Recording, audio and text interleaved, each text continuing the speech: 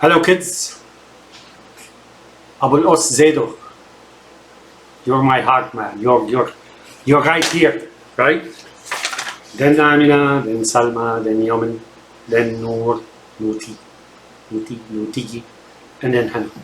I love you all. So today I got a few things to make, and there's also another thing that I was able to identify. Okay, this is a supplement update, right? And new things, and there's a syndrome that I discovered that I'm going to put toward the end, and it's a real syndrome, at least for me. I discovered it, and it's I've been testing for I don't know for a while now, and I'm getting positive results that I am onto something new. Go figure. This computer guy, who used to drive a truck and ride rickshaws for in the holidays. Now it's giving you breakthroughs, right? So, so first and foremost is I'm going to tell you this: the old Arabs, those Arabs, those big Arabs, right? Right? Said something that's very crucial and important, right? I don't know, 1,000 years ago, maybe more than that, right? They said, he who invented the chess lost the first match. Now, what does that mean? When he invented the chess, well, he needed to play someone else, right? So he found somebody, and he said, look, I found a new game, right? I discovered and I invented a new thing, right? Entertainment. This is how it works. And the other guy learned the moves from him, right? His opponent, right? First opponent in history, right? Well, this is an anecdote. Do we know this is an Arab proverb? It's not really. That's how it works, right? But what they're trying to say something out of it, right? So he taught him and said, okay, shall we play the first game? And they said yes. And then the guy who invented the chess and taught the other guy how to use it lost the first match, right? And then so did the Prophet, peace be upon him. He said, relay what I say to you, that perhaps whoever hears from you is more aware of what I am saying than you are. Well, he was not calling them mules. No, we Muslims accepted it at face value, and we did relay. And sure enough, some people understood. This is like sending a blind message, if you will. Somebody sends a certain secret out in the open, and the other party receives it. But it's knowledge, right? We are all not the same. So why am I saying this? Is very simple. I had made breakthroughs, right? One of which is really the supplement breakthrough, the absorption problem. Yours truly, Mr. Arab here told me about it, right? Thank you, Allah, right? But I am not a nutritionist or doctor. In fact, my discovery is not going to alleviate or make your visit to a doctor or to a doctor or a lab unnecessary. Oh, no. As a matter of fact, you better go to see a doctor, and the doctor, because supplements, as I discovered, at least practicing working out the practice on myself, right? I've become my own doctor, right? So see your doctor about what I say. What I say is on myself, what I tested and breakthrough on myself. Throughout history, that's how it was. One guy discovers something, and then it spreads, and then those who are experts and smart and know what the body is, and they know how to prioritize things. Or one size does not fit all, right? That's why you can't just say, well, this guy Usama said so and so, so we all take the same thing. No, not exactly, right? So it's a custom fit. Like instead of going to the store to buy a suit, you go to a tailor, right? Tailor who custom make a suit for you or a dress or something of the sort, right? So whatever you found out, if you're feeling good, hey, and I know a lot of people are doing fine. So the syndrome I will do in this video, the new syndrome, and this is a breakthrough, of course. Not just a breakthrough, it's really a new discovery, similar to the coffee discovery that I put online. I'll tell you about it at the end of this video. So after I did, after a while, right? my muscles stiffened, I became stronger, and my diabetes are gone. Although nobody, no doctor diagnosed me as diabetic, but I can feel it, right? I told you sometimes I would walk 5-6 miles. No, not 5-6 miles, even 3. And I would begin to shake and shiver, right? And one day I was like in front of this restaurant exactly. I was on the sidewalk and this restaurant just right there, and then I entered and ate, and I felt better, right? So whether I was officially diabetic or type 2 or type 1000, I don't know what that means, but I think the difference is type 1 is more like hereditary or genetic. Type 2 is, you abuse the sugar thing, and eventually you mess up your system due to toxins and sugars and so on and so forth. I don't know what it is, but I certainly began to have that toward the last few years. And it was increasing little by little, and now I'm 62. But when I began the practice of this supplement on empty stomach, and the 2 hours, and big time discovery, good morning humanity, no less, right? I even began to see this part of my hand used to be like bald, right? And now it's like hair is growing, and so my diabetes are gone, really. They just basically are gone. Now I walk like 15 miles sometimes, right? Like really 10 to 15 miles. I don't feel a thing, right? I come back here, I'm not even hungry, right? Although I feel hunger in a different fashion. Now I feel like I need to eat and so on, but it's not like I'm so hungry I just want to eat, right? It's not an urgent feeling of urgency, if you will. So I lost that.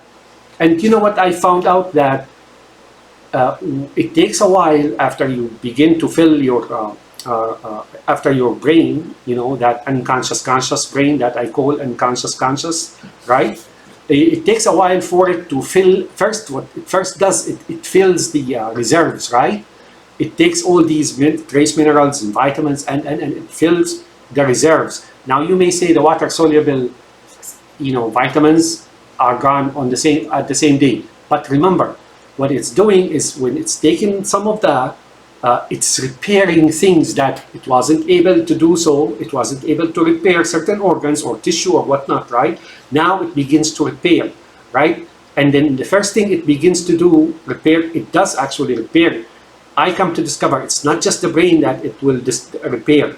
It will not, when it starts repairing things, if the brain sees that there's plenty of supplies of vitamins and minerals, right? It begins to repair other things as well, such as the heart, such as, things of the sort, right?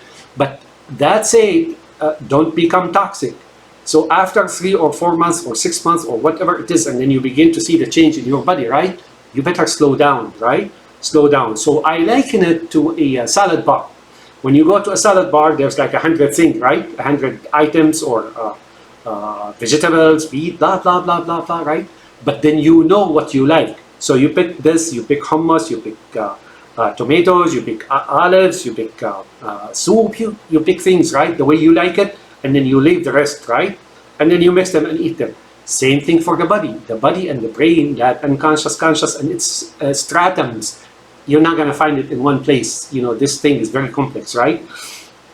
Right, so it's stratums, right? And they all use each other for plenty of functions, physiological, and if I make videos on that, it'll be very complex, right?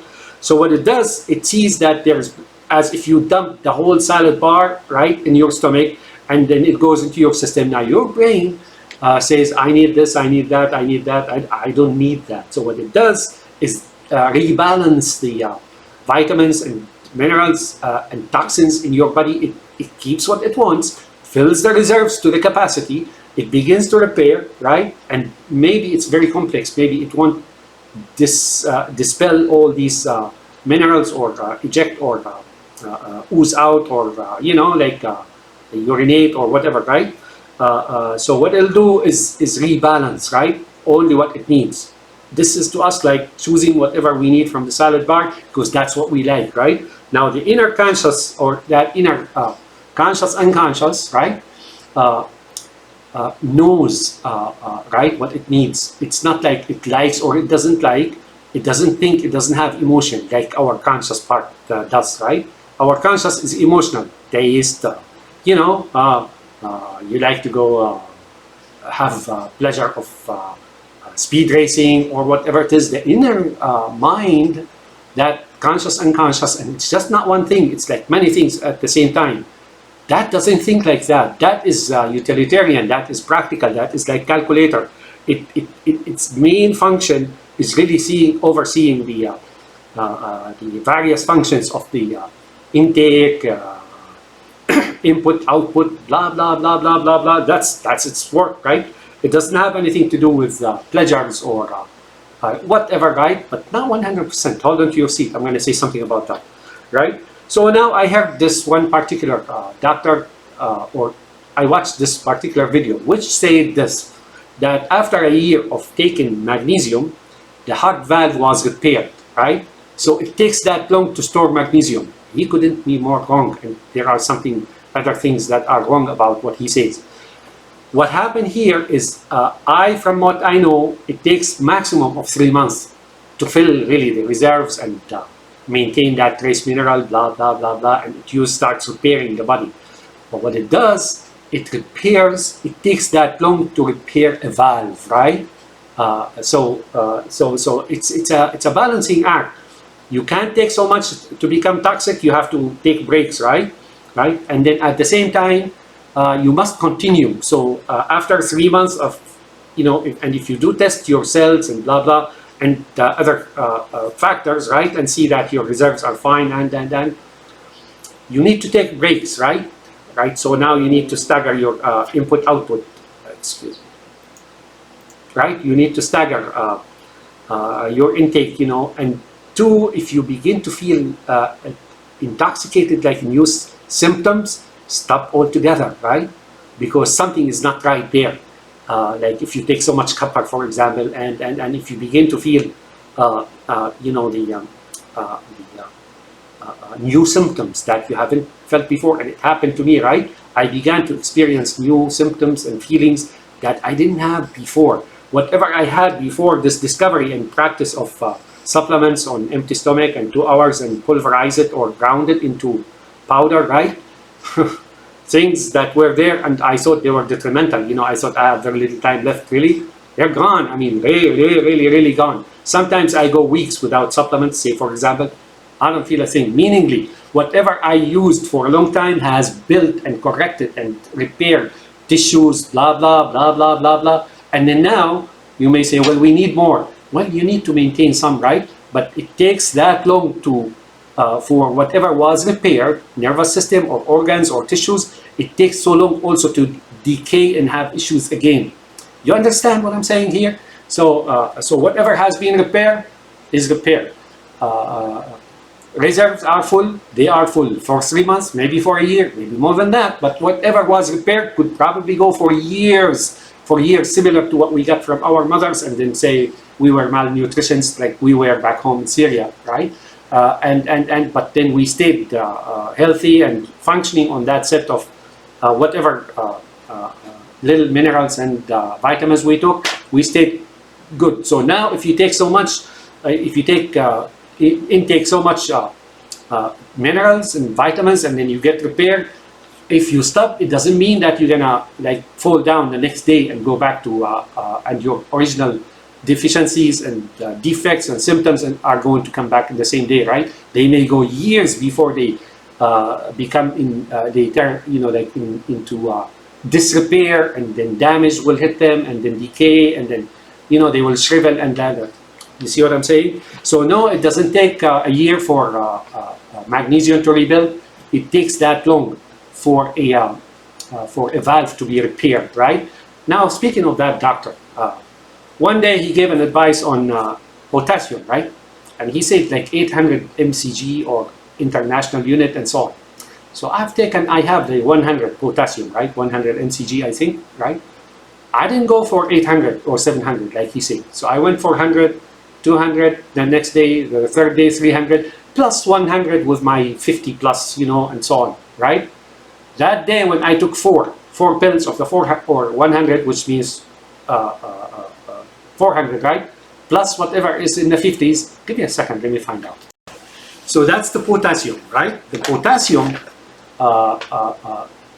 is in fact 99. The one I have is 99 plus, maybe 99 in the 50 plus, whatever, right? I have two different kinds of 50 plus. That day when I took 4 of those and whatever potassium was in the 50 plus, which is probably 500 at that point, I know I nearly died. I mean, I can feel myself, my heart rhythm was completely out of whack, and so be careful of the dosages you hear about. The dosages, be very careful when you hear about dosages from those doctors, right, on YouTube and so on and so forth, right? At the end of the day, you watch long enough, it becomes generic to all of them. Some of them are elaborate so much, some of them are very brief, but be careful of the dosages, is what I'm saying, right? And like I said, it's always nice to talk to your doctor. Always talk to your doctor. What I'm saying here is what I've tried on myself, and that worked for me. And so far, I have seen miracles, right? Right. So it takes that long to repair a heart valve, and then guess what? It takes longer to repair a nervous system, right? That's why when you use that supplement practice, right, and then you begin to feel like you're out of Parkinson, Alzheimer, and so on and so forth, but not 100%. Why? Because it takes so long to repair and rebuild a nervous system. Yes, it will rebuild a nervous system. Will it restore like completely dead stratums or parts of the brain? I really don't know. I would think it will replace them, right, with new matter, new brain matter, and so on. But here's something about that. If it's learned, it may need to be relearned. Notice this. If it's learned, it may need to be learned. Meaning, if you immediately felt a great deal of, and then I'm going to say a few things, you have to follow those as well. If it's your nervous system, right? Parkinson, Alzheimer, there's that other nervous system problem. I forgot what its name. Yeah, multiple sclerosis and so on. Believe me, they all will heal if you supplement correctly and then allow that, bypass that absorption problem. So what I mean by that, if you were under your nervous system was fighting, right, and then it's getting damaged by what is called Parkinson due to missing nutrients and missing trace minerals and missing vitamins, and then there's damage slowly. It's fighting back, right? It's fighting and it's damaged slowly. You can't just recover overnight. So when you begin to take a lot of these necessary nutrients and minerals, and yeah, you will feel much better, but it takes time to rebuild. And if you were laying down all this time and cannot walk anymore, then guess what? For a long time, you may have to relearn walking. So what does that mean? That means you need rehabilitation. So you need rehabilitation. So yeah, that said, it may take a year with full supplement, even if it's intermittent, if it's not frequent, regular, or frequent, right? Right? So it may take that long.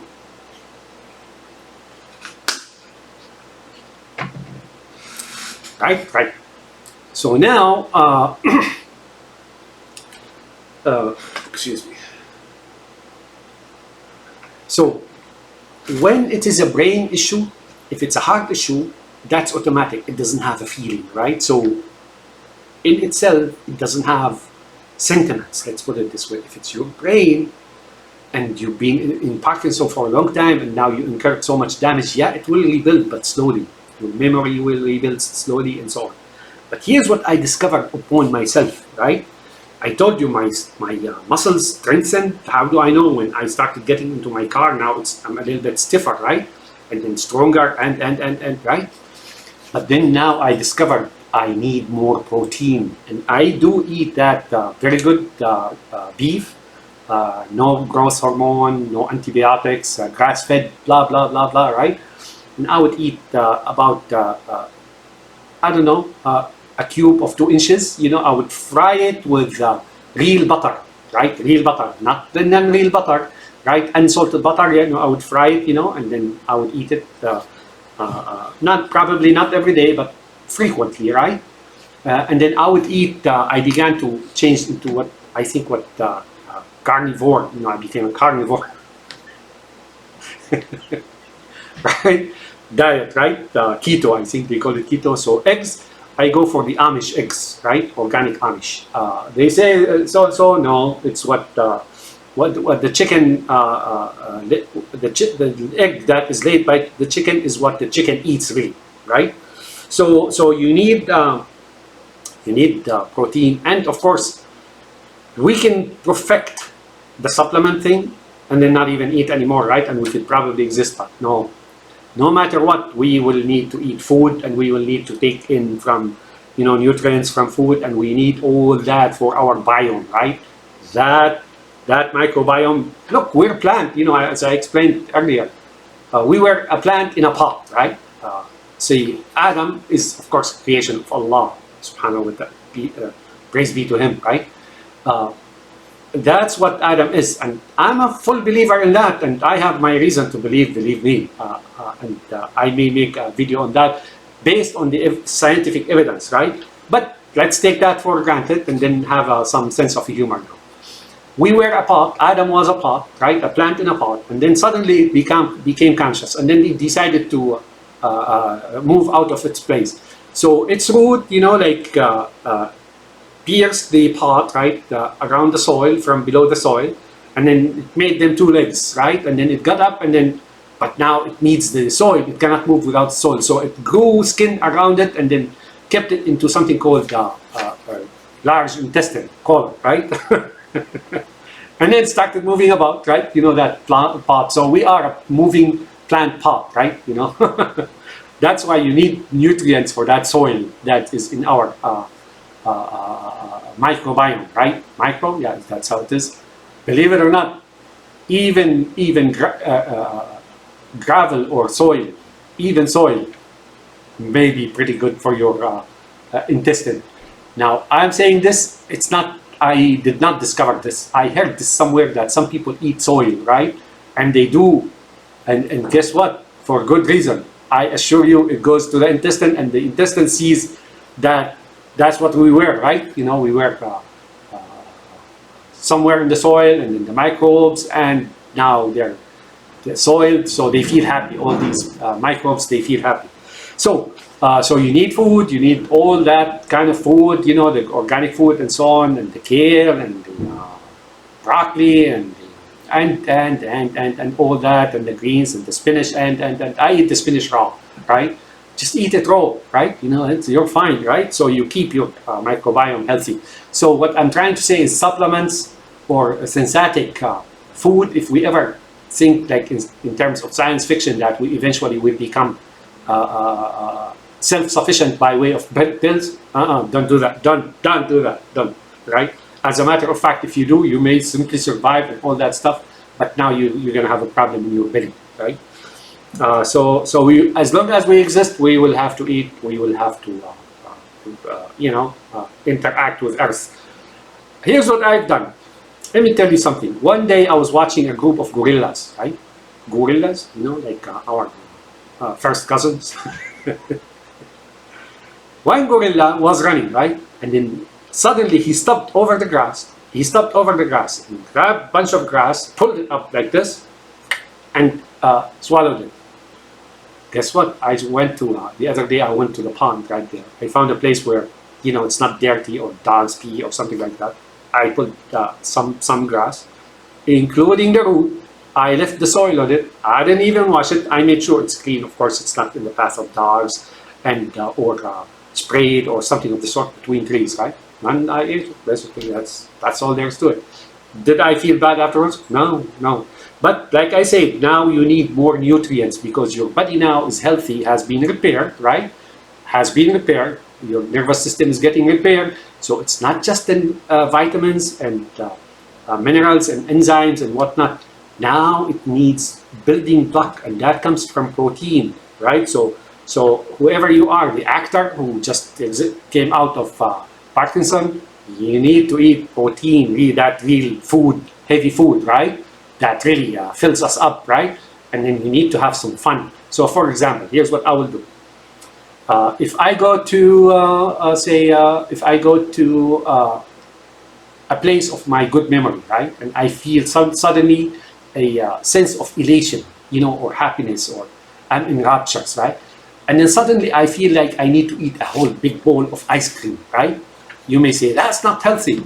Oh no, no, it's not. May not be healthy by itself. Well, it's gonna have some nutrients and bad nutrients, but it's healthy because now your brain is in a state of what I call emotional to physical repair. When you're in a good mood, when you're emotional, right? Like in raptures or happy, or worry free and so on, and then that is repairing the nervous system and the body as well, but mainly the nervous system. So you go there and you feel like you're back at your environment, and then you feel the happiness, and where you go, like maybe your school, maybe where you had and then that feeling says, I want to have, like suddenly it's in your mind, I want to have that large steak, I want to have that so and so, I want to go swim, right? Just do it, man. Don't worry about the harmful side of it. Why? Because now you may get some harmful, similar to say peanut butter. Peanut butter has a lot of minerals, right, and nutrients that are important, but it has some toxins too, right? So there's nothing perfect. So that's that. When you begin to heal, you will need more protein. You will need to switch to protein, that real food diet. And I get what I do is, when I get that beef, I get it from Target store, and it's like very expensive. Every pound is like $8 or something like that. All right, but that's fine, right? And I cut it in 4 cubes, and I put it in the freezer. And then every other day, maybe, and so I wait on it until the blood is squeezed out of it, or it leaks out of it, right? So I put it in an angle and wait all day long. So I start in the morning, and like 5 hours, 6 hours later, I come and there's like a pool of blood just below it somewhere, right? You can put it in a strainer, right? In a small strainer, in a small dish, and it'll leak that blood. Blood is not good, right? So that's that. When you begin to heal, you will need that. So this is like a loading dock now. You get your healing process, but now you need the material, right, to support that building, that energy, that blah blah. So when you begin to heal after that good morning discovery by yours truly here about supplements, right, you need to switch to really real diet, really, yeah, like real diet, right?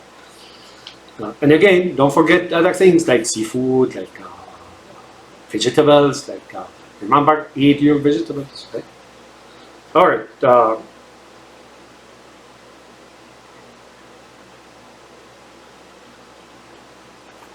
Yes, sir. Okay, so when you fixed, if you begin to feel like I'm after 6 months maybe, oh, I'm telling you, I'm like a new human being. I didn't go back young again. It does appear that what I've discovered will make you healthy, right? It may heal all these diseases, even the ones that are deemed hereditary or genetic, or even cancer, right? Right. But it may also lengthen your life now because you're healthy and your organs are functioning as they do. Like, no, I have no more diabetes, I have no more so and so, I have no more so and so, right?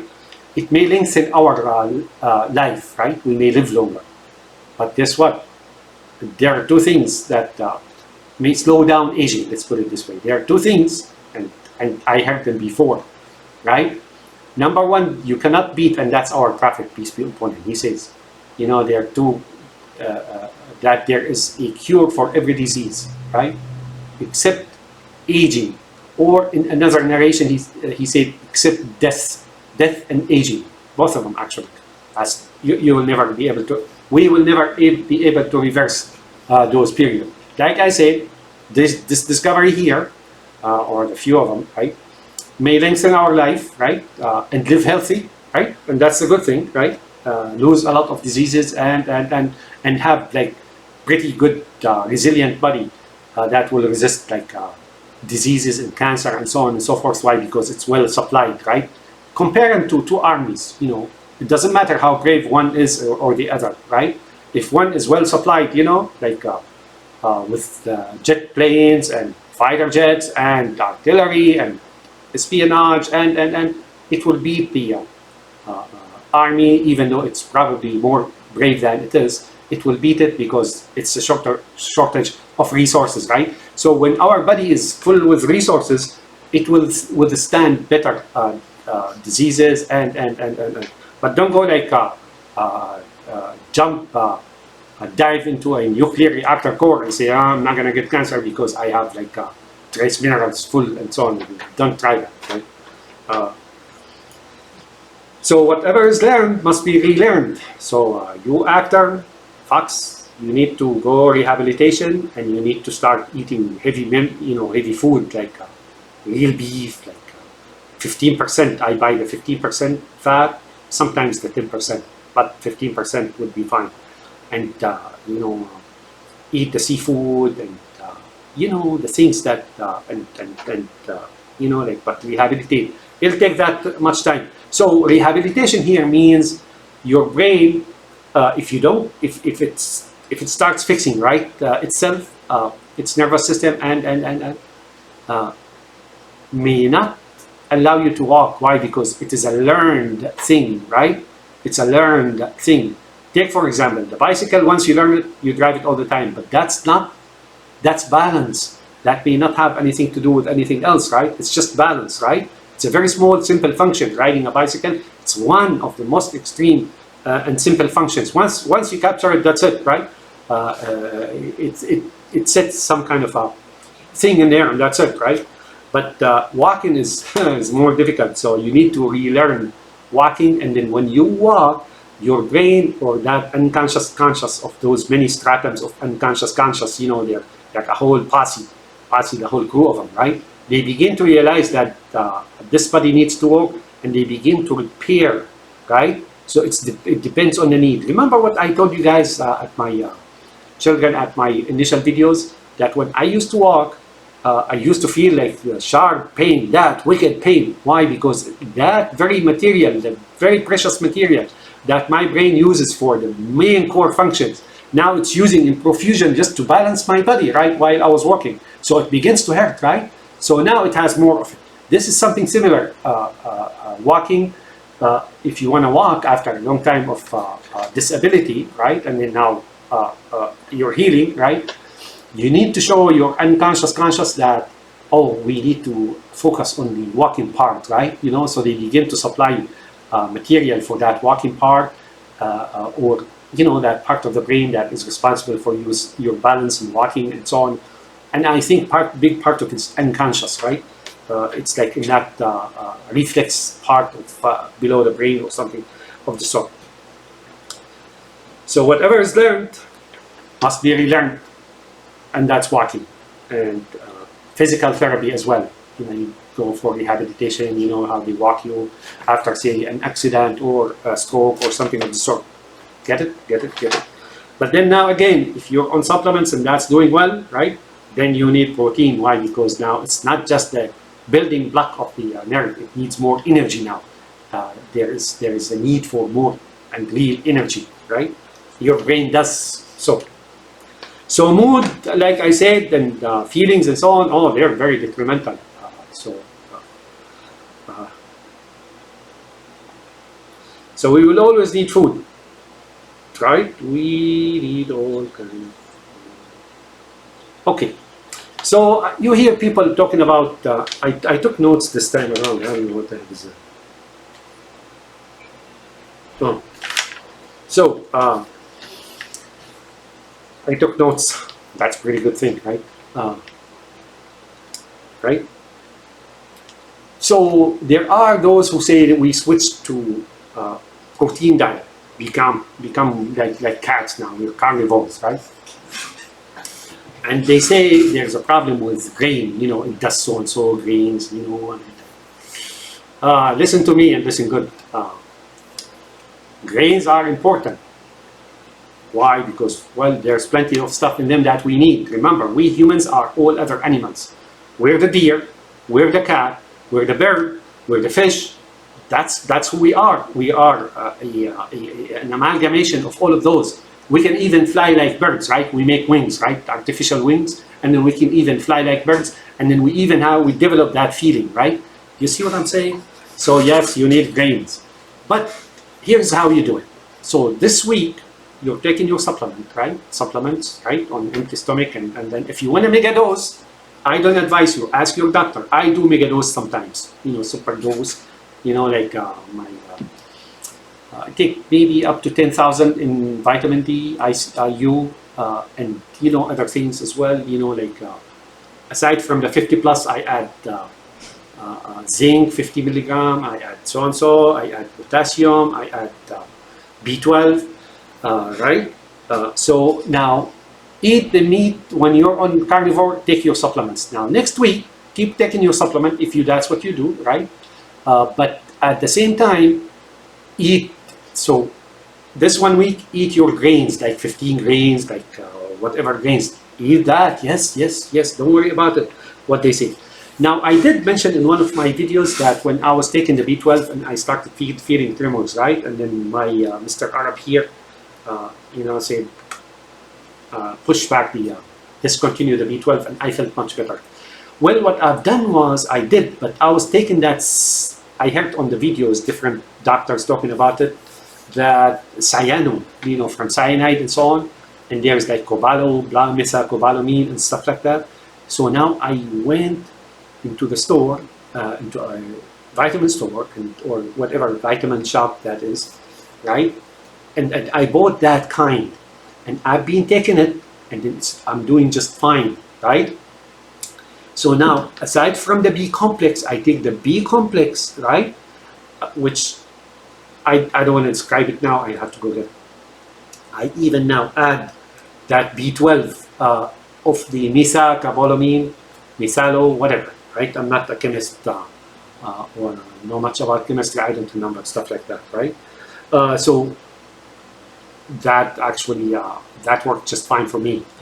So now I am thinking there was warning about this cyanide thing. Maybe my body reacted negatively to that cyanide, cyano, you know what, let me get it.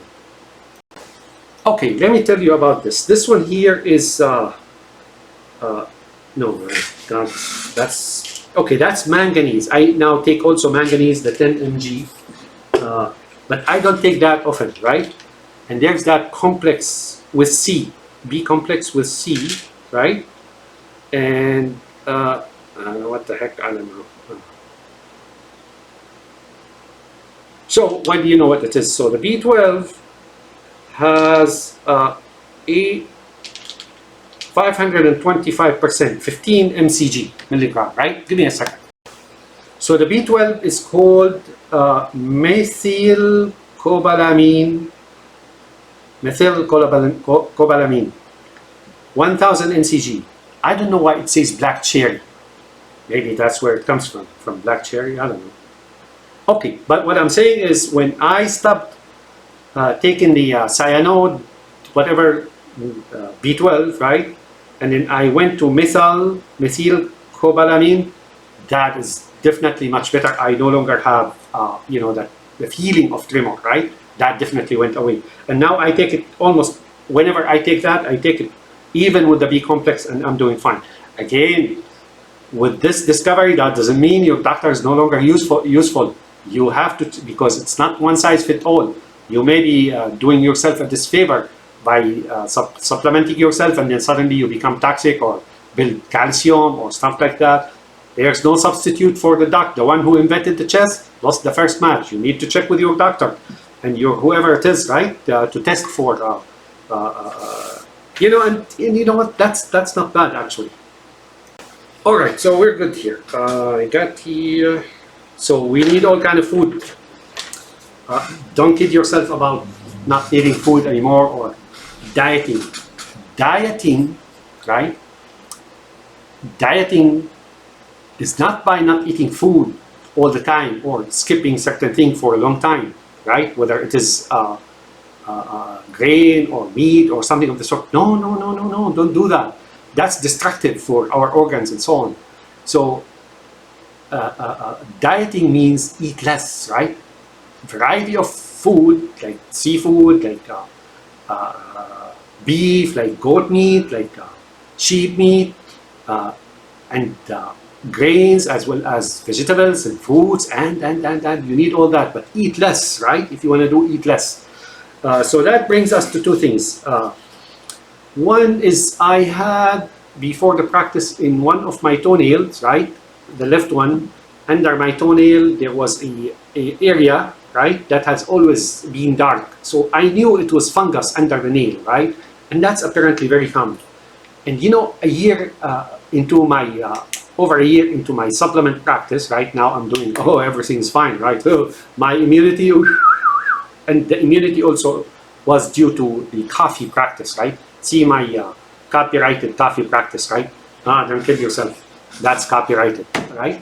So suddenly, like after a year or so of my practice, suddenly my toenail above the area of the fungus just crumbled, just basically crumbled, right? And then now whatever is below it is exposed, and then it got cleaned, right?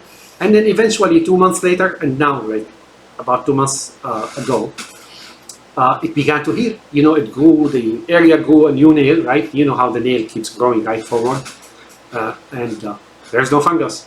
What happened? Well, it took that long for, I have two theories about that to explain that. Right? One is my immunity. Immunity is not the one and the same for everything. So there may be big time immunity as developed and as inherited to, say, a certain bacteria, right?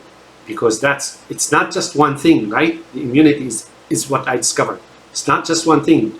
There's immunity against fungus as well, right? So maybe it took that long, similar to building the heart valve. It took a year to build the heart valve because it's like that's very difficult to build, right? Because it's constantly working, blah, blah, blah, blah. It's also a certain specific tissue, right? So it takes that long to rebuild it, right? So long you supply your brain with that material, right? Vitamins, trace minerals, and other things, right?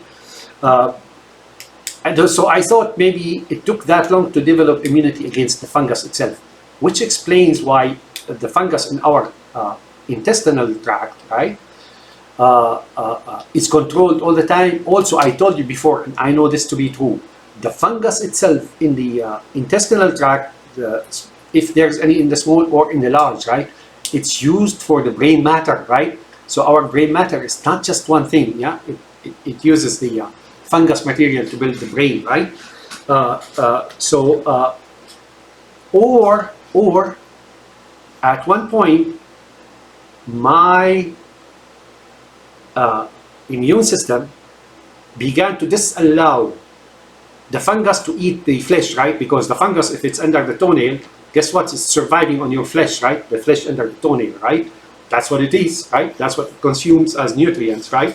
So now there is enough resistance and immunity not to allow it to do so. So instead, it shifted focus and started eating the toenail, right? And then it crumbled, right? And then when it crumbled, guess what? The thing is dead, right? So there are multiple theories there, but these are the two I have in mind. But guess what? A year and 2 months later, after the practice of the supplements, guess what? That toenail is clear now.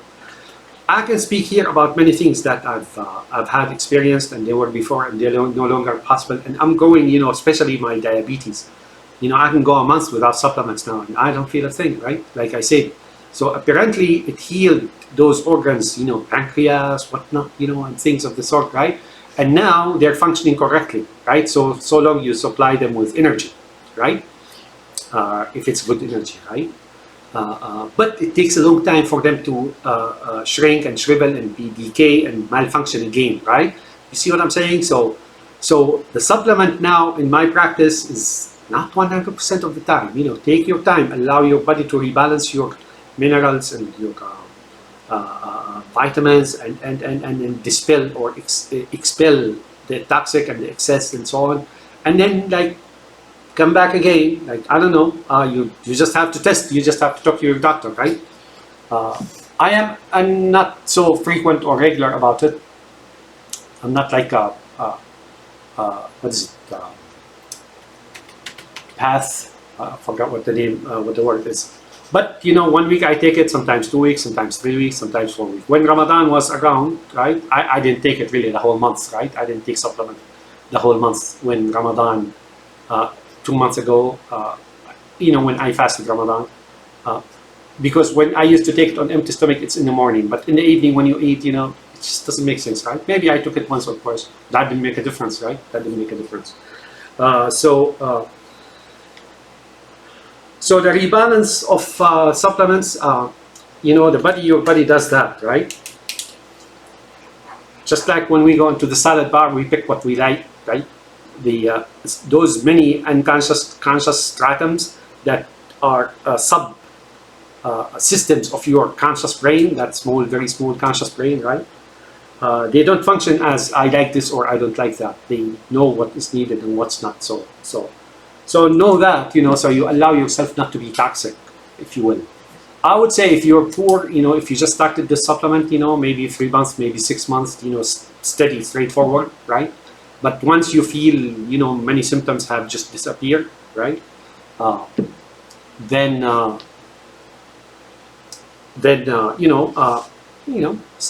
slow down, like they say, slow down a little bit, and take your time.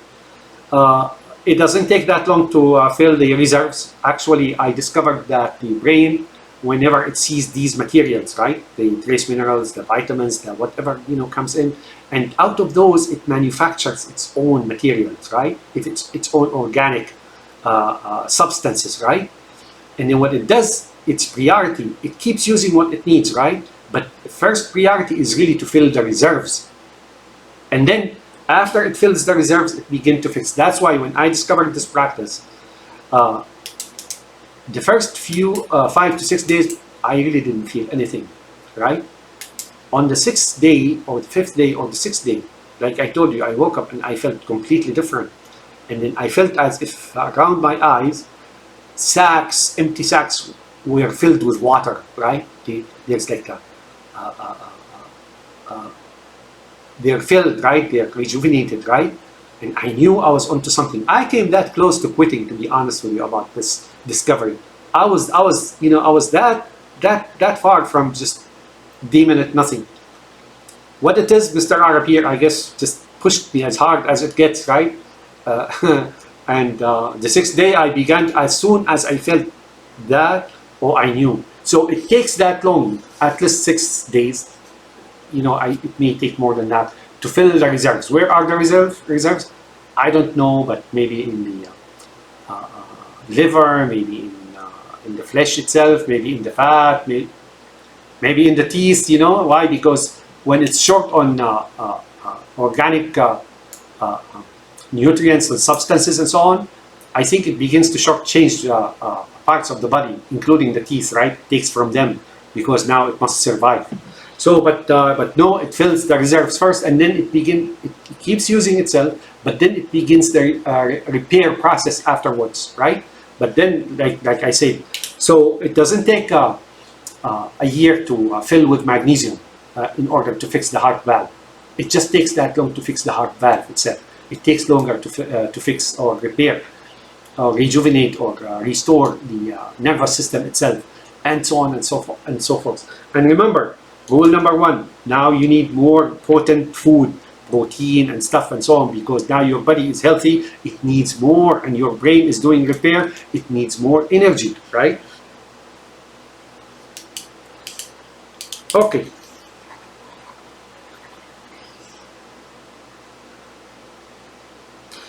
Fasting, intermittent fasting. I heard, like recently about intermittent fasting. It causes you this and so on. No, folks, no. No. But here's the deal. Fasting is for rest. So when you're fasting, intermittent fasting, the 1 day, the 48 hours, like I did before, I think I did 7 days at one time, 5 days in another, 3 days in another, 3 days here and 3 days there, right?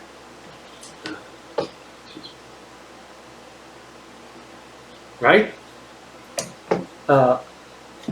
That does not mean you go run and jog and work hard and so on. That's not good. Fasting is made for rest. So when you do your fasting, you need to rest, not just your body, your brain as well. So relax your brain. I myself, if I want to relax and so on, I would listen to the Quran. It calms me down, recitation of the Quran. You can do what you want to do, right? But I personally, when I listen to the Quran, it calms me down. Two, don't do hard work. So fasting is not made for hard work as well. When you're working hard, you need the food. If you're traveling, it's even in our religion, fasting in our religion says, that, strictly speaking, if you're sick, meaning if you have valve problem, if you have heart issues, if you have brain, blah, blah, blah, blah, whatever health deficiencies and whatever you have in health problems, don't fast. That's what it tells you. Or if you're traveling, break your fast. That's even our religion, Islam, says so, right? What does that mean? That means sit down, kick back, and relax. Now, I noticed something here in the United States when I came here. Some people have the wrong idea about exercising, and when it's really freezing, I saw this a number of occasions. As I walk, right? As I walk, right?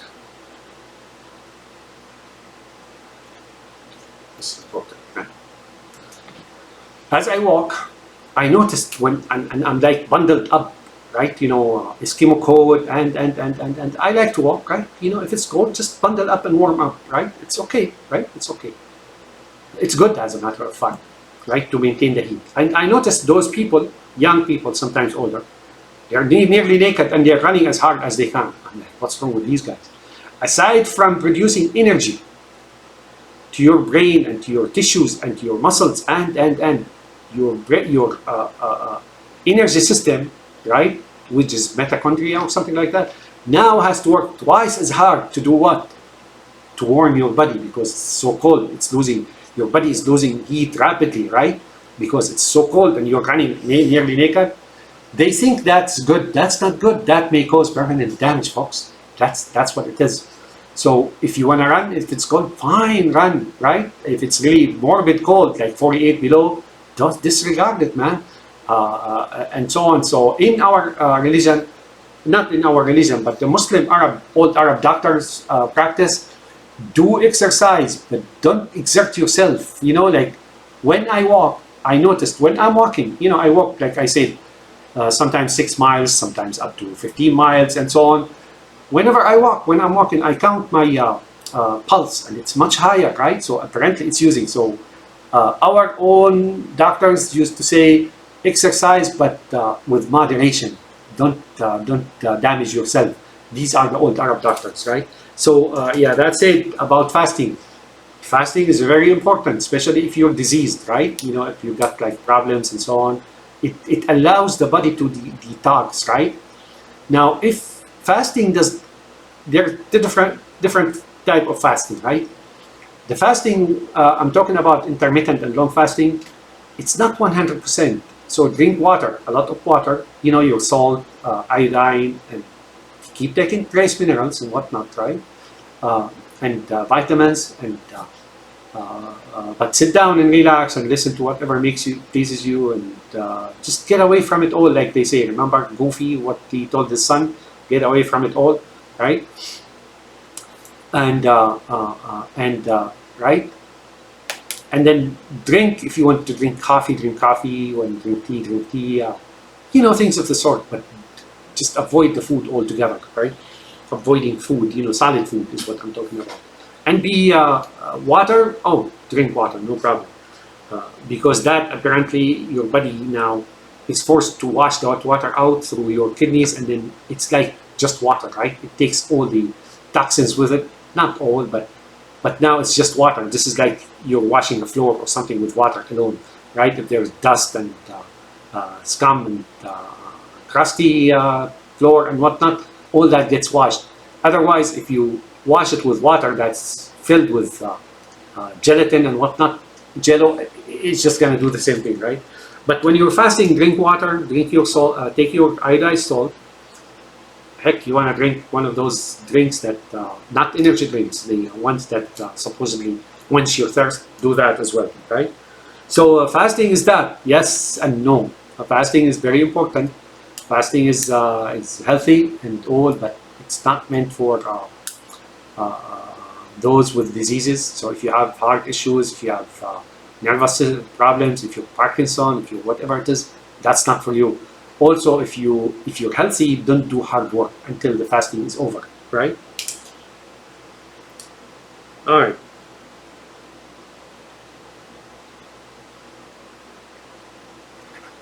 So when you're healthy and you're well supplied, right, and suddenly all the nervous system is repaired and your symptoms are gone, diabetes are gone, all that stuff, you need physical activities. There's what's called the tension model in the nervous system, in us in general. What that means is very simple. Your brain, if you're too lazy and you don't move around and don't have activities and don't exercise or you don't go about, right, your brain slows down in its development and its repair and building and so on. It just slows down, right? It responds to your activities. But if you move, right, and walking in particular, long walks, robust walks, right, your brain realizes that now there is such a habit and it needs to repair or rebuild or reinforce those nervous passages and so on. So you see what I'm saying? So the brain, that unconscious, conscious, and quite few of them, right, many stratums, it responds to your activities, right? They're in service of the conscious one. So the conscious says, I'm going to walk. And then you walk every day, right? Then the unconscious, those unconscious crew, right, the motley crew, right, they do realize that, oh, this guy, this dictator, he wants to walk every day. So let's have to, and they have no choice, right? So they begin to provide and repair and recondition the body and the nervous system for such thing. Which means, going back to our original point, now you're back healthy again, your nervous system is good, you need that keto diet, but other diets as well. So segregate between them. So this week, eat your keto diet, eggs, those Amish organic eggs, those your sardine, the wild caught sardine and wild caught other things, right? And your beef and that good beef that's no growth hormone, no antibiotics, no grass fed, and that week, 1 week. The next week, if you want to continue that as well, but take your grains as well. Grains are needed. And then among the 2 weeks, I do mix actually the greens, whether it's whatever greens and tomatoes and that salad thing, right? I take them all the time, irregularly. It's not like every day, but outside of these two, I do so and so. So the rebalancing and fasting. Fasting, they say you're gonna die, blah blah. Well, if you have problems, maybe, I don't know. And if you are healthy, right? And then fasting is very important. It actually forces your brain to figure its logic around your habits and so on, and it reinforces things, and your microbiome as well gets reinforced and so on. Like I told you before, the brain knows that it's a conscious unconscious process. That motley crew, those stratums, they keep talking to each other. And guess what? This guy is not eating, so we need to maintain some stool in the large intestine. Believe it or not, they will maintain some even until the day you die. So if you don't eat like for about a week, that does not mean they're going to inject everything in the bowels outside. Oh, no, they won't do that. Why? Because they need that organic fermented environment for those microbes to thrive, right? So what they do is also they produce, I think they ooze out fat and other things, nutrients, to feed that microbes, similar to us like throwing food, providing food for our cattle, right? They do that, right? Very smart. All right, here's, I got 2 discoveries today. Mark your calendar, you heard them here first. They're not copyrighted, no. I come to discover those unconscious, conscious stratum, those crews, right? They're sitting there all the time serving your conscious part, right? And it's whims and, alcohol, whatnot, I don't drink, right? don't kid yourself. There are things that were forbidden before in our religion. Don't kid yourself about them. Alcohol, wine, whatnot, and hard drink, and so on, and uh, and pork. Don't eat those. Pork is not good, folks. It's genetically similar to us humans, believe it or not, and it influences our development in deep within our genes. You may not see it right away, but it's not good, folks. It's not good, right? So this motley crew, it turns out they have their own mind, right? What do I mean by that? Is they really get bored, and you may not even feel them, and they're bored when you begin to do, start dysfunctioning and malfunction and so on. I, for example, love computers, right? And I would sit on the computer days and nights on. Why? Because it was the source of my living and it keeps me busy and right?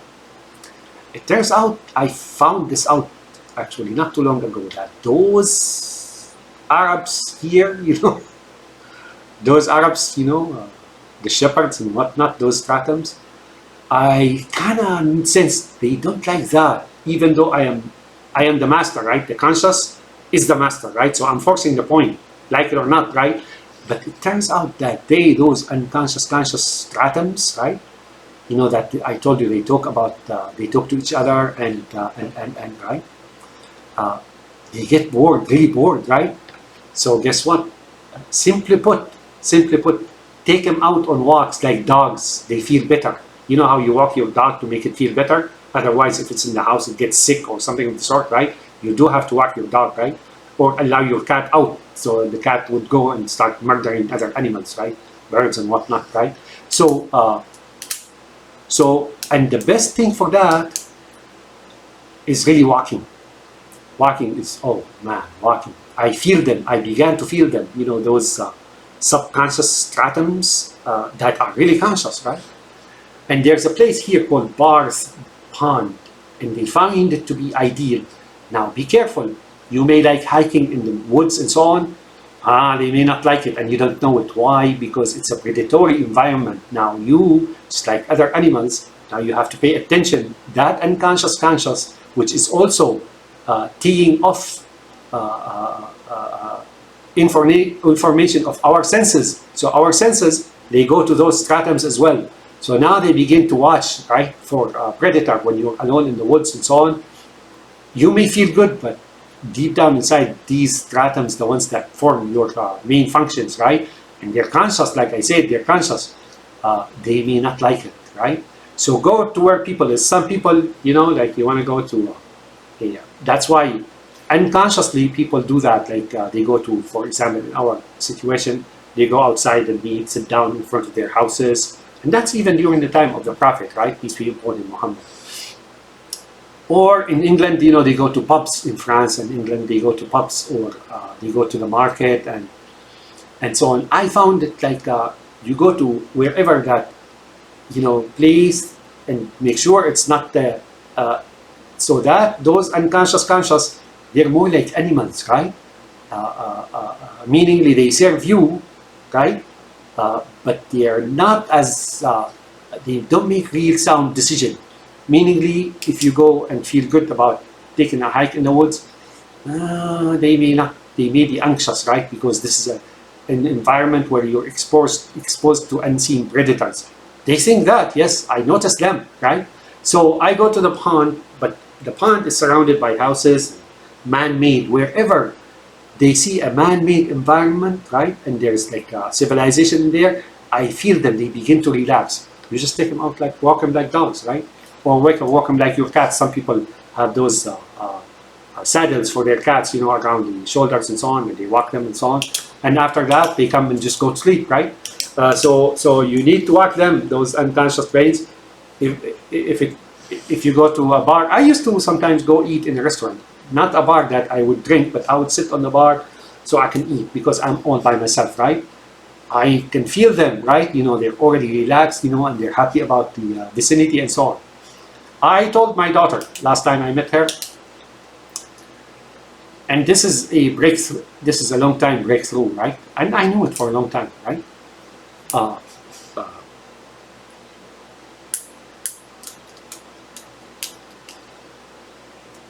but you will not be able to find it, right?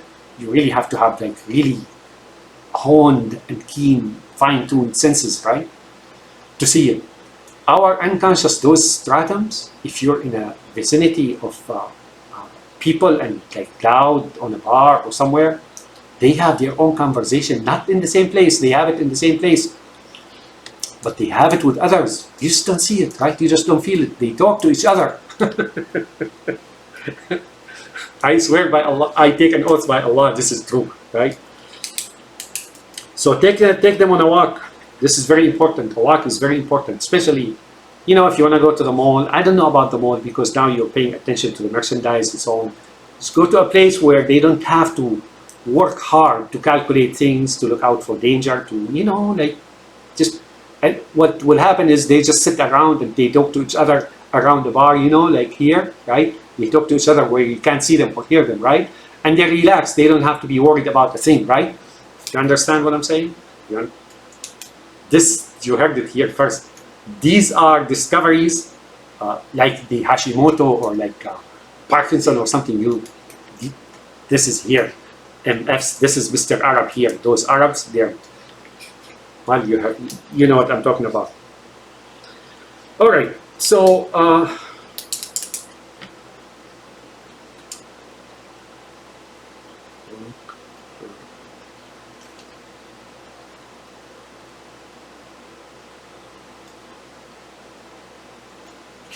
right, so 2 items, they're very important. I told you about. So I mentioned a couple of discoveries by now, new discoveries on the horizon of humanity, right? Just appeared, right? But there are 2 more. So no, 1 more. So the walking, remember, walking is pretty important, but make sure your those unconscious bunch, you know, they're not worried or don't have to calculate or function. And so just give them a break like a dog, right? Take him outside or something like that. And walking, I discovered for myself walking. And that's when actually some stratums just basically begin to work, right? They're happy, right? You know, they're happy outside and so on. So even if you like to sit in front of the monitor for like 10 hours a day, for 7 days a week, they may not be feeling all right about it. So take a break from everything that you do, including, you know, being couch potato, including watching TV, including, you know, many other habits, those habits, right? If they have to work out things and so on, they may not like it, right? And that will actually reflect on your health. So you know what, I did badmouth probiotic before. You know, I was not sure about probiotic, and I still stand by my statement. However, I wasn't totally vehement about a probiotic, right? What it does, what it doesn't do, and so on. But Mr. Arab here came back and said, you weren't fully correct. You know, you weren't on track, or you weren't really spot on, right? So there is some probiotic apparently we know of, and it reminded me. That's natural probiotic, right? So natural probiotic, right? Natural probiotic is important, right? So what is it? Like, it used to be like, you know, all kind of fermented food and so on, but mainly yogurt, right? Yogurt is really live culture, right? So to speak. I made a discovery recently. So I used to go to this store, international store, and I used to buy those big tubs of yogurt, whole milk yogurt, right, supposedly. And before that, I used to buy it from a big store, you know, official store, not those smaller store, international market, or, you know, from Poland or India or Israel. There is a store here from Israel. I still go there sometimes. They got some good stuff, you know, they make good falafel and whatnot, right? So, and next to it, there is a smaller tub that is made locally, and that has an Arab name, right? You know, the maker is an Arab, right? And then there is the bigger tub that is made in South Asian country, big Asian, South Asian country, you know, like subcontinent. Well, it's India, right? Well, I don't know if it's from India, but the name sounds like it, right? The name of the manufacturer. So I bought those bigger ones. Why? Because there's like substantial size difference, right? For almost the same price, and sometimes they're on sale. And then, like I told you, those, everything that you have from dairy, right? Everything that when you go to the store, Europe, Asia, wherever you are, Africa, no matter what, all these cheeses, all these yogurts, everything that is fermented and made out of milk was invented and discovered by Arabs, old Arabs. Yes, even cheese. The story of the cheese discovery, when this Arab was traveling and he kept the cheese into a stomach of a camel, right? That he killed and so on. And then when he came back, it was fermented and so on. And so he tested it, and guess what? History is made. Cheese, and so is other things. And I know from whenever I was little, it was the Bedouins who extracted butter from milk, and they used to steal it. When we go to buy yogurt or milk yogurt, right? They have already stolen the, well, we can't say stolen, right? I mean, we know it's not stealing. But we know that their milk is whole milk, real whole milk, not the 2%, not pasteurized or anything else, but they have already taken the butter out of it. How the old Arabs used to take it out is very simple. They used to have a skin of a sheep or a goat, right? But they don't cut it, right? They don't cut it. They extract the meat and everything out, and then now it's like a suit, right? And they would sew the hands and the legs and the neck, right? And they would fill it with, I mean, they seal it, right? They seal the hands, and so it becomes like a container, skin like a sheep, right? But it's a skin container, right? And they would fill it with milk, right? As they milk the milk, right, from the sheep or the goat, they would put it into that, what we call, I think it's called darf, D-A-R-F, darf, right? Darf. That's the name of that container, which is the sheep skin, so D-A-R-F, darf, right?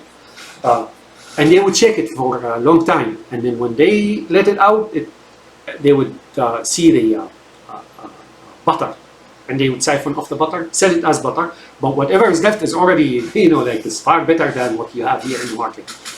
Now, it hit me, so I wanted to make my own yogurt, right? So, I thought to myself, you know what? Yogurt is very important as probiotic, right? So here it goes. So I went and bought like heavy whipping cream, right? And I bought from the same store, I bought yogurt, right? Real yogurt, live culture. Real yogurt is live culture. And then I put it with it. And if you wanted to make yogurt, there are plenty of videos, right? Oh man, it's good, right? So now, when I went to the store, I bought these 2 tubs, right? Large tubs of from that South Asian country, right? And then I began to dislike them. So I decided to make yogurt out of them, right? My own yogurt. So I went, and now what I've done, okay, now before that, I tried it again, and guess what? It's like thick and heavy and so on. So what I've done, I remembered what the Bedouins, the Arab Bedouins did, is siphon off the butter, right? So guess what? I bought heavy whipping cream, right? Few quarts, and guess what? I added non-salted real butter. Oh, I mean that mix was wicked, right? And then I made yogurt, so I added the yogurt from that store, right? Well-known store, American store, right? Oh, a few days later, it was solid like a brick, but tasty. Oh man, that is the yogurt, that probiotic that you want to take. Aside from the nutritional value, now that live bacteria is really the difference between that bacteria and the skimmed milk or pasteurized milk or whatever it is. It's like comparing an ant to a bear, right? That's how good it is. So I made my own and so on. But now later, like I told you, I went and bought those 2 tubs, and I mix them. Usually, I make my own mix, like onions, like garlic, like black seed, like some spices, and right, and olive oil, and I mix them and I eat them. Believe it or not, I began to dislike it. I don't like it anymore. My taste just wouldn't like it anymore. So I decided to go and make another pan of yogurt on my own. So I bought that yogurt, right? I bought that heavy whipping cream, right? And then I bought, But then I used that same yogurt in that market, which is really from India, right? Or manufactured here by India. Believe it or not, it was dead. The culture of that yogurt, unlike the previous time where I bought the yogurt from elsewhere, right? From that local store, right? Well-known store. I don't want to say the name, right? Uh, uh, it wouldn't even materialize. It wouldn't even solidify. So I looked at that yogurt, the one I'm paying for, blah, blah, blah, blah. It's dead. You know, the bacteria is dead. I don't know what they do with it. Or has it been sitting there for like number of years until the bacteria died? Or was it irradiated or something like that? I threw it out. I threw a whole tub out, and the second tub. So, like I told you, you can make your own yogurt, heavy duty yogurt, and that would not affect your weight. Why? Because it's, like I said, it's just a good bacteria and so on. That's the kind of probiotic. Now, am I bad mouthing the probiotic that you buy from the store? Honest to goodness, I don't know what's in it. I bought a jar, right? Or those plastic bottles of it, you know, number of pills and so on. When I took it at the start, you know, I started having like as if my bowels started producing acid, or they were burning or something like that. I really don't know what's in them. So probiotic is really important in the form of fermented food, in the form, but most of all is that heavy duty yogurt. If you have access to real natural cow that eats, you know, real natural cow, real natural goat, real natural sheep, you don't need to add, you can make the milk or the yogurt out of its milk, just dry straight out, right? You don't need to add butter or anything else. You will get yourself some real nutritious probiotic, blah, blah, blah, blah, right? Okay. Cheeses. The cheeses with fungus, man. The one that has like veins, like black veins in it, and like, call it European cheese, but that's all, like I said, the cheese was discovered by Arabs, and then eventually they began to develop and so on. And the story is well known of that guy who was traveling from near Mecca, I think, into Eastern Arabia, and he had a camel and then preserved its stomach and then put the milk in it because he didn't have a container, and then the milk was warm, you know, and the stomach was warm, and then when he came back, he opened it, and then there goes the cheese, right? You know, he didn't know what it was, but because, you know, it's a desert, he ate it, and hey, it's tasty stuff, man, right? So cheese is very important, yes. Now I go to the store and I found this pasteurized cheese and so on. I don't know, man. I mean, if you can find real natural cheese, you know, that's probably better. European cheese, I don't know. But if you can get like a Bedouin cheese, you'll be good, right? Those Bedouins, man, they're healthy. All right.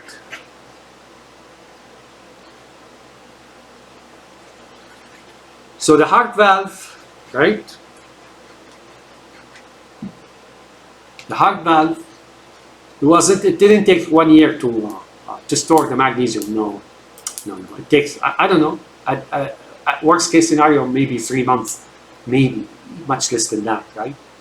The body, the brain, those sub-brain creatures, right, in there, we all have them, right? Some of us have, you know, there's different in the quantity and quality as well.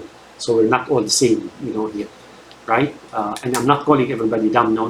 They're just different classifications, different predilections, different behavior, exposition, and thinking, and we're just different. We can't be all the same, right?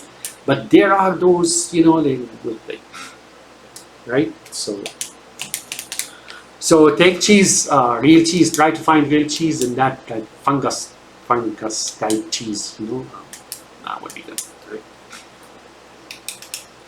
Yeah, let's see what else. All right, so I discovered that, okay, look, Middle Eastern food is really good food, right?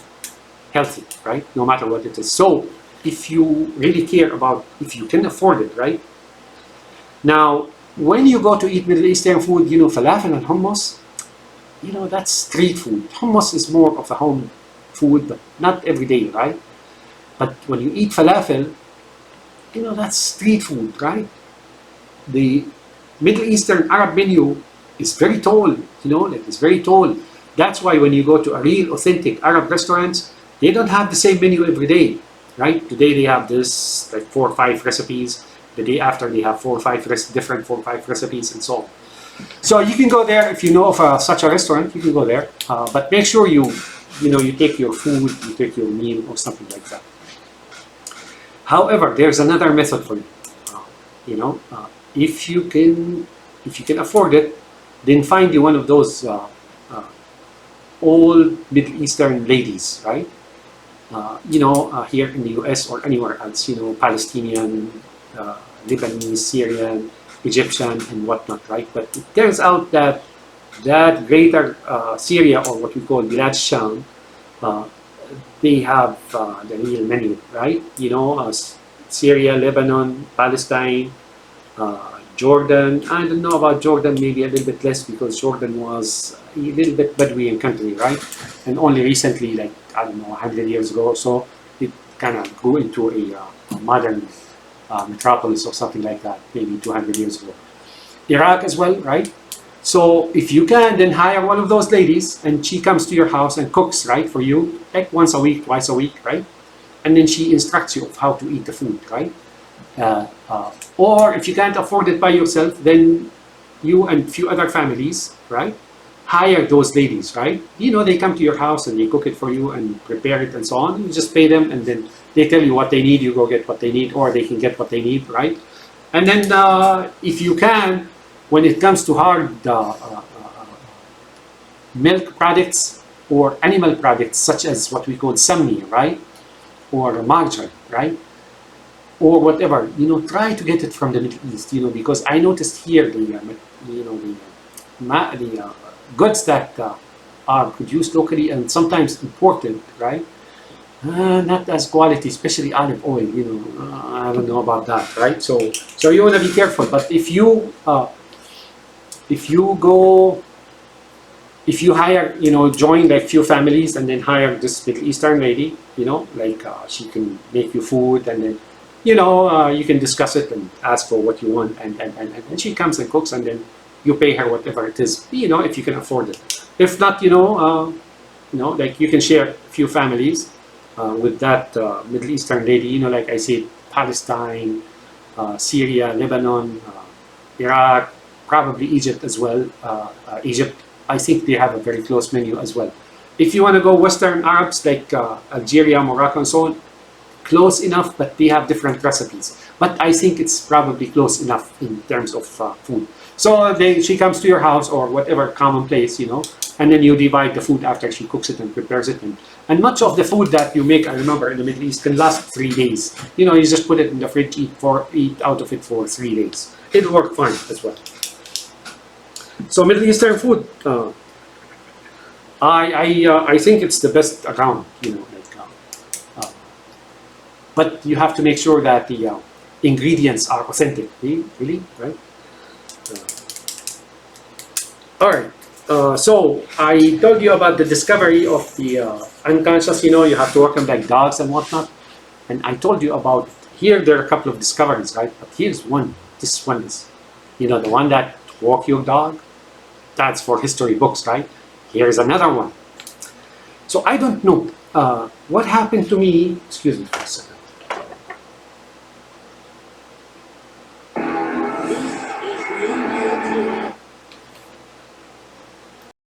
Okay, here's what I discovered. This is a big time discovery. I don't know, after I started like healing my nervous system, my muscles, my heart, and my guts, and so on, after those Good Morning Humanity discoveries, right? And the brain walking and so on. But the brain walking, I knew about that all the time in the chat between the inner conscious minds, when they meet together. You don't hear them, nor will you, right?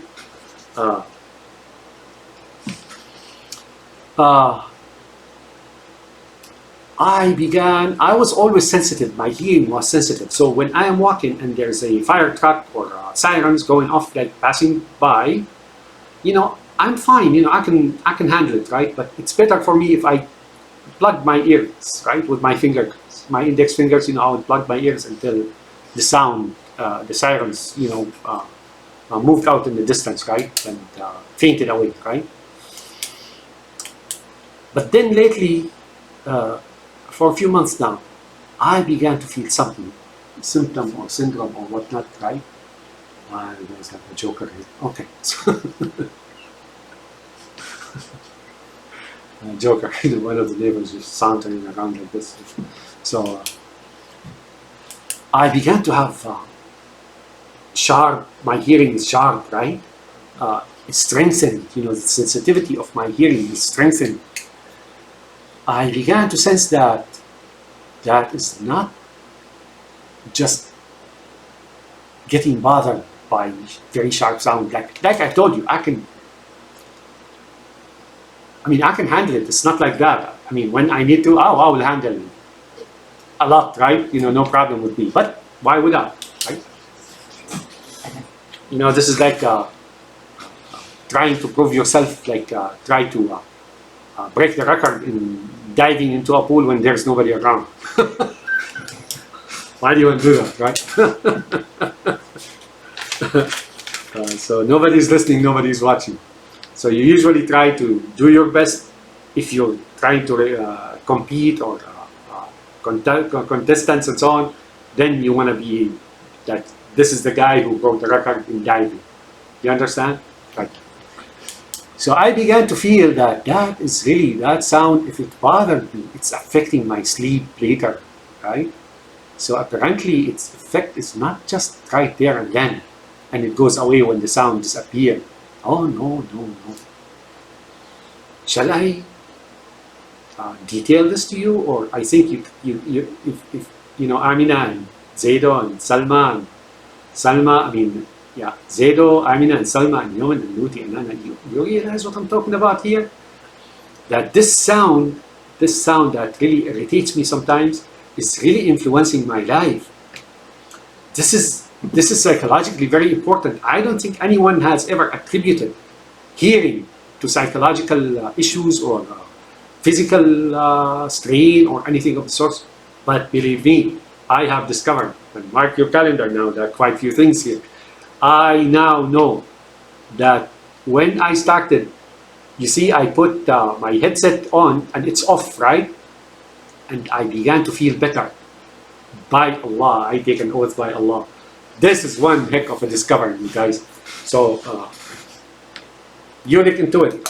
I don't want to sit down here and elaborate. Like I said early on in the and I'm fasting today, that's why I'm foaming in the mouth, right? Yesterday I messed up a lot before I went to sleep, and my stomach, started burning and so on. So when your stomach burns and you have like that episode of stomach burning, fast the next day, right? You allow it time to heal. Drink water and fast next day, you allow it time to heal. And I also discovered that there is something else to acid reflux. It's really the gas in the stomach itself that forces that valve open. Why? Because I realized when I had that stomach reflux problem, way in the past, if I burp, it'll feel much better right there and then. So, and not just that, the stomach would begin to pass that gas in the stomach itself immediately to the intestines, right? So some of the problems that cause acid reflux is really gas in the stomach itself. That's why it's very important. Don't miss your food, like hummus, for example. Don't eat it at least 4 or 5 hours before you go to sleep, or other meals like the ones we make in the Middle East or something like that. Fava beans is all right, but hummus seems to be like in my stomach, it immediately induces production of high acid and stuff like that, right? So that's the discovery, folks. If sound is problematic, right, it may influence us physically. It may influence our sleep, may influence our thinking, and so on and so on and so forth and so forth. That's why ever since I started covering my ears, and I can hear, right?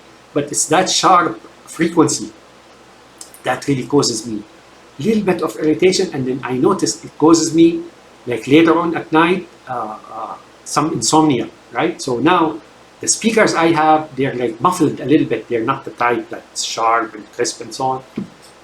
That's, mark your calendar, man. You got like few discoveries here today. Babies, my daughters, my son. Uh, history is being made as we speak. All right. So I got one more point to make. I'm going to make it and then record this video, right? Upload it to my accounts on YouTube and X, right?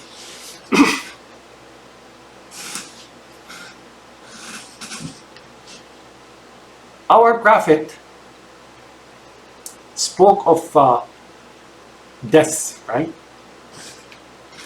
And I knew it and I believed in it, and there was time when I lost belief in it and then I came back and so on, but eventually I learned a few things, right? He said, and I quote, and there's a verse in the Quran as well that is, okay, his tradition, which means what he declared and he stated, conforms to the verse in the Quran. He goes like this: death is like sleep, right? And resurrection, when we're resurrected, it's like waking up in the morning. But in the Quran, it says, and the verse goes like this: Allahu yatawaffa, Bismillah ar-Rahman ar-Rahim. Allahu yatawaffa al-anfusa hina mawtiha. Allah subhanahu wa ta'ala takes the self.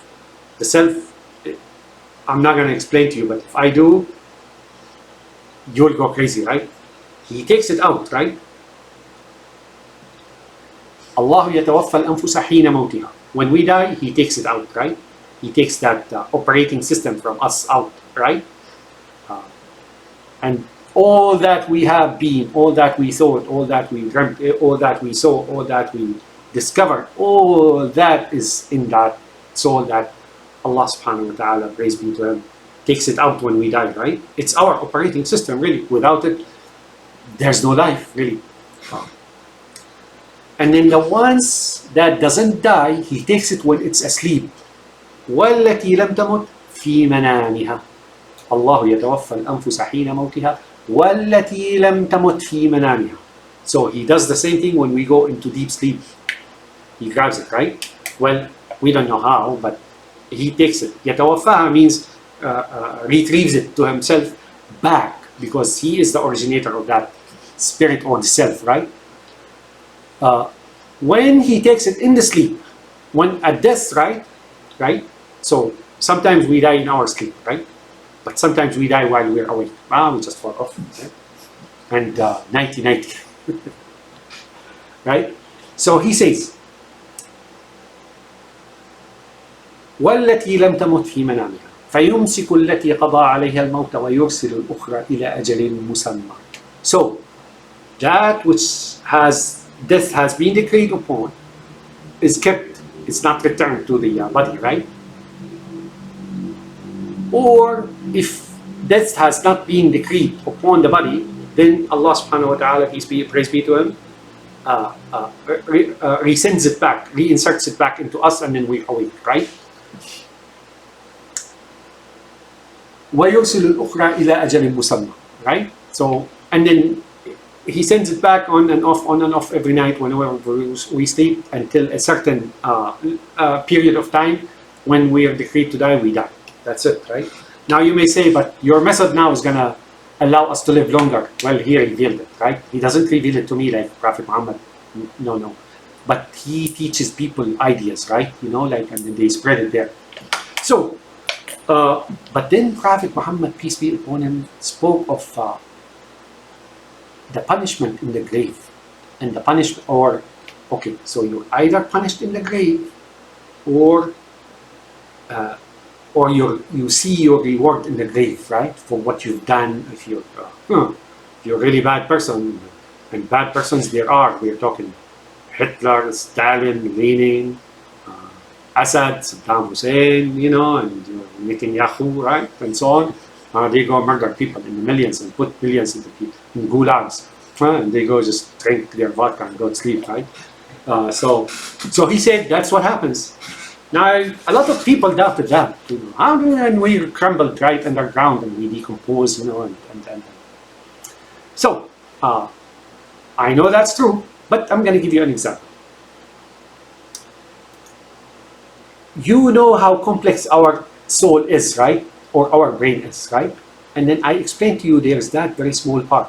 I don't know the size of it. I think it may be minutely small, right? That conscious part that utilizes much of the brain as unconscious conscious, and then there are probably thousands of stratums, and they have different priorities and different functions and hierarchy and so on, right? But then what happens if that very particular conscious, which we are, right, our consciousness, right? Whatever happens if it loses all senses, touch, sight, feeling, hearing, tasting, everything, right? So take all that brain, all that functions, all these functions, physiological functions in the brain, just isolated by itself, no matter how small or how large it is. And like I said, I'm not explaining to you what it is. I'm just making an example of it's small or large or something, but size here, forget it, right? That said, excuse me, fasting, right? How do you know it dies, right? You may say, well, it doesn't get nutrients, it doesn't get blah, blah, that's it. Once the heart stops pumping and no more blood flowing and everything dies, it just dies because it's no longer getting nutrients. Well, one day I was listening and I was watching, right? And I know, everybody knows, you take a seed, store it somewhere, and years later, you plant it, right? And it sprouts. Right? There is an Englishman, TV personality. His last name is Attenborough, I think. And he was talking about this particular Lord, L-O-R-D, right? Who went to South Africa, right, in 1800, right? And then when he came back, he had a bag of seeds. And that bag of seeds stayed in the museum. They just put it in the museum. But then 203 years later, they decided to plant those seeds to see what they are. One sprouted and turned out to be a tree in South Africa. That seed stayed viable 203 years. 200 on its own. Not water, not anything, right? Just self-sufficient, self-contained. It sprouted into a tree 203 years later. Attenborough, go check it out, right? So now my question to you, if that seed, which is really not so sophisticated, right, survived 203 years, and it's possible in the right circumstances, it may survive 1,000 years and then sprout as a tree 1,000 years later, right? Provided there's enough right conditions, atmosphere, and food, and if you leave it alone, right? Now, where that consciousness part of us is so sophisticated, does it just die right away? Think about it, folks. I mean, I have even here just scratched the surface. What I know about it will blow your mind. All right, so that's it, kids. I love you all, and like I said, Noti in particular, you told me you were taking vitamin D and so on. And keep testing, Baba. Okay, keep testing. Hair and maybe even cells, right? To see you don't want to become toxic and have calcified joints and whatnot. You understand? I love you, Noti. I love you, everybody. I love you, Zaido, and I love you, Amina. I love you, Salma. I love you, Yemen. I love you, Noti. I love you, Hannouni. And Yemen in particular, if you're nursing Baba, you need to worry about your food. I will write an email for you guys because I'm thinking about children. I have another practice, aside from what I already wrote to you about feeding the child even before the age of 1 year and so on. If you're short on milk, milk does not contain everything. If it's yourself, then you have to feed yourself and ingest all these nutrients and so on in order to make these matters that are converted from nutrients and vitamins into the milk, and then you feed it to the child. But if not, then you should start feeding the child. But I already wrote to you on that, but I will write to you because I have new ideas as well on how to keep a child healthy and then allow them to really grow if they're unable to take milk in. If so it's a two-pronged scheme here. One, if you're nursing, you have to have all these foods, Baba, all these nutrients, all these foods. Otherwise, that will reflect on your baby. Or if not, then you have to really feed your child, right? I know it's probably early, but there are certain practice and types and so on. So I will write those to you. I love you all, and come and see Papa, right? I miss you, and I look forward to seeing you sometimes, and so on and so forth. Love you all, and this video is over. 1, 2, 3, 4, 5.